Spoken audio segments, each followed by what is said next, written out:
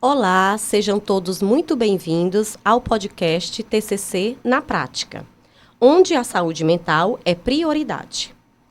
Eu sou Andreia e hoje vamos falar sobre um tema que afeta milhares de pessoas, o transtorno do pânico. Para isso, convidamos a neuropsicóloga, especialista em terapia cognitivo-comportamental, Jamile Moreira. Seja muito bem-vinda. Olá, tudo bem? Eu que agradeço, o convite. É um assunto muito pertinente, é a questão do transtorno de pânico. E é importante essa temática porque a gente vai ajudar outras pessoas a lidarem com esse transtorno que acomete a maioria das pessoas, né? Isso mesmo. Boa noite a todos. Eu sou a Amanda. Muito obrigada, Jamile. E para a gente começar, né, o nosso bate-papo, o que exatamente é o transtorno do pânico? O transtorno do pânico, ele vem dos transtornos ansiosos, tá? E é um dos transtornos mais, vamos dizer, problemáticos que a gente tem na questão da ansiedade. Ele vem com sintomas físicos, que a gente pode trazer, que é aquele sufocamento, aquela taquicardia, de um pensamento, de um sentimento que ele não é real. É uma coisa que eu vou criando no meu cérebro, tá certo?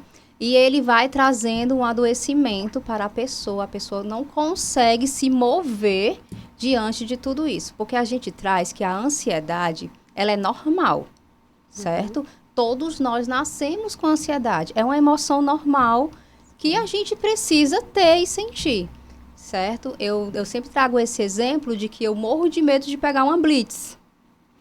E o meu carro está normal, a minha carteira está normal, mas se eu vejo uma blitz, eu fico com as pernas tremendo, eu fico nervosa. Então, isso são todos os sintomas da ansiedade. E é por isso que eu tenho esse transtorno? Não. Então, é como se fosse do nosso cérebro uma ação de fuga. Eu estou tentando, de alguma forma, me proteger. Quando vem... que me paralisa como o transtorno do pânico, quando eu não consigo me mover, é que se torna um transtorno. E o do pânico é justamente isso. Meu nome é Marisa, boa noite. E eu queria saber, Jamile, quais são os principais sintomas que podem indicar que alguém está tendo um ataque de pânico? Pronto. Os sintomas, eles são muitos, mas o que são mais vistos, que a gente também até... vê na recorrência dos hospitais, que as pessoas chegam lá porque pensam que estão morrendo, é justamente essa taquicardia, a sudorese.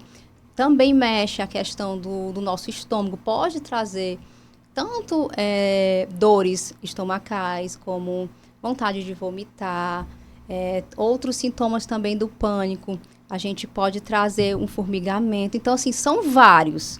Eu preciso ter todos? Não.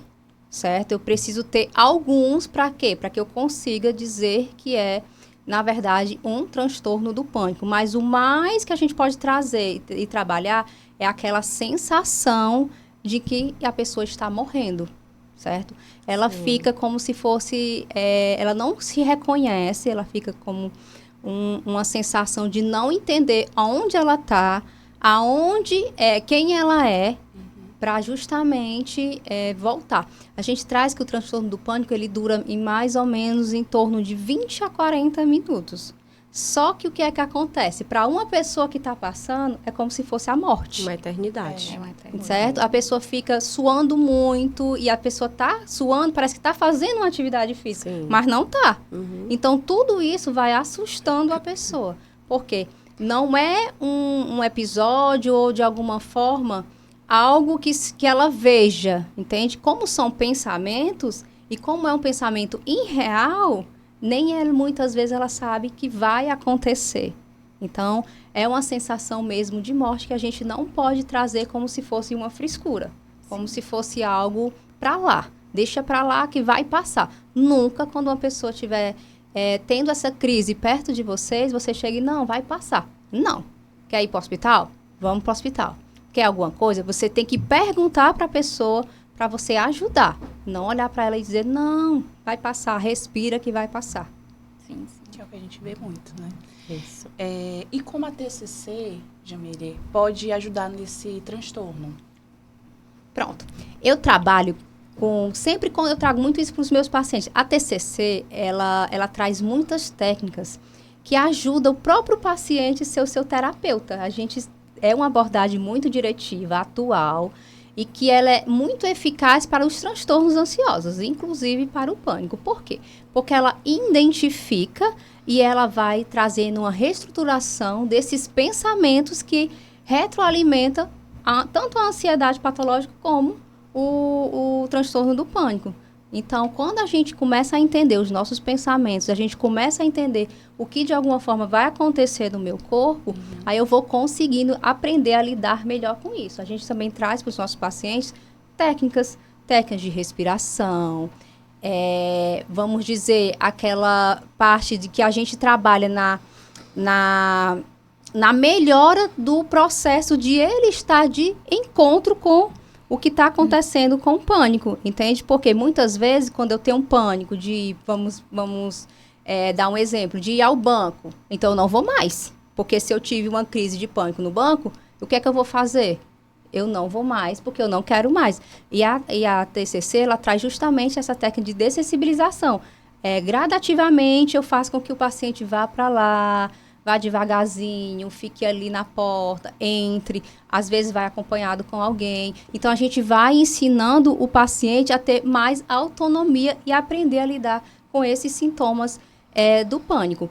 Eu tenho uma paciente que ela tinha, e ela sempre ia para a emergência, e ela ficava. E eu fui trabalhando com ela, e foi de uma maneira bem gradual.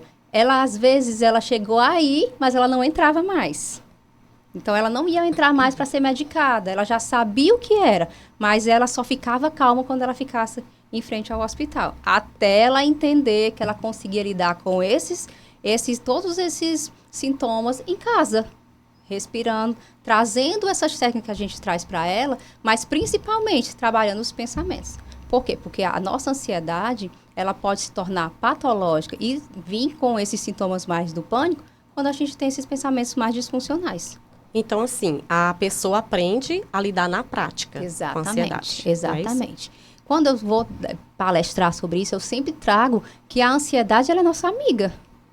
A gente não pode trazer sempre a ansiedade como algo patológico, como algo adoecedor. Quando é que ela se torna adoecedor? Quando ela me para.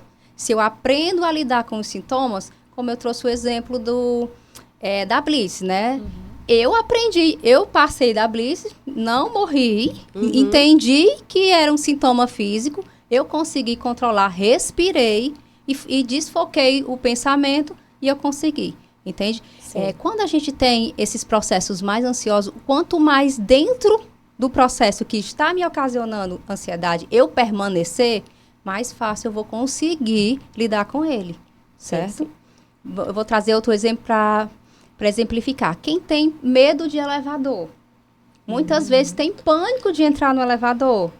Só que aí a pessoa não pode deixar de ir.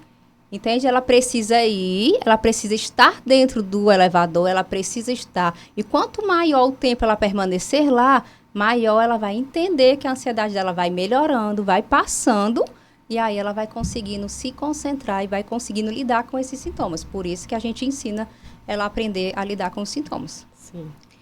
E assim, e para quem está nos ouvindo, Jamile, fala para a gente as dicas práticas. As dicas práticas que você daria, né? Quem se identificou, né, com tudo que foi dito, né? O que você diria, né? Umas dicas para a pessoa que se identificou com esse transtorno do pânico. Pronto. Em primeiro lugar, busque ajuda, certo? Muitas vezes você não vai conseguir lidar sozinho.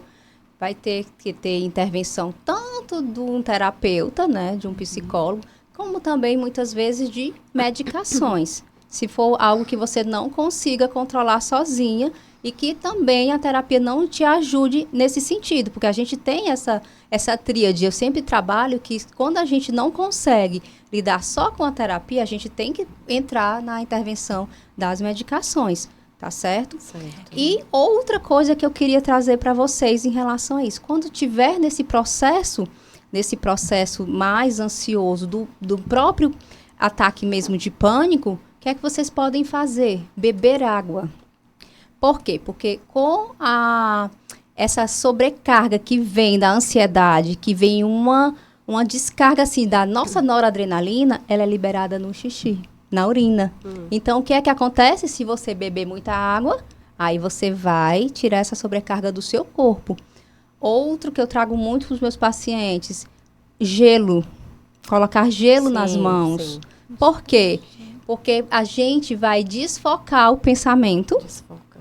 Isso. E a gente vai começar a sentir as mãos doendo. Então, a gente vai tirar os pensamentos da ansiedade, da Sim. crise e vai colocar nas nossas mãozinhas. Então, sempre desfocando, respirando, de alguma forma trazendo essa respiração. Quando a gente respira, a gente está oxigenizando o nosso cérebro. Então, isso vai diminuir a ansiedade. Isso vai diminuir todo esse contexto. Mas, acima de qualquer outra coisa, busque terapia para lidar com as suas questões e os seus medos. Porque muitas vezes a gente vem com medos pequenos. Só que aí a gente vai colocando debaixo do tapete. Só que aí vai ficando, até se tornar uma Ganhar crise. uma proporção, né? Uma crise de pânico, que é um transtorno que paralisa a pessoa e que de alguma forma traz muito desconforto. E dificulta, Então, né, a vida, com né, certeza, a qualidade da vida. traz desconforto, traz muito sofrimento. E que não é frescura. Busquem ajuda e não se sintam sozinhos, porque sempre vai ter alguém do seu lado que vai ajudar você. Quero agradecer você ter vindo aqui hoje, né? Ter compartilhado tanto conhecimento com a gente. E Eu adorei as dicas. também, muita coisa foi aproveitada muita aqui. Tenho informação. certeza que quem ouviu o nosso podcast vai estar cheio de dicas maravilhosas para a gente ter uma boa qualidade de vida, né? A respeito do transtorno do pânico. E para você que nos ouviu até aqui, lembre-se, cuidar da saúde mental é um ato de coragem. Nos encontramos no próximo episódio do TCC na Prática. Até lá!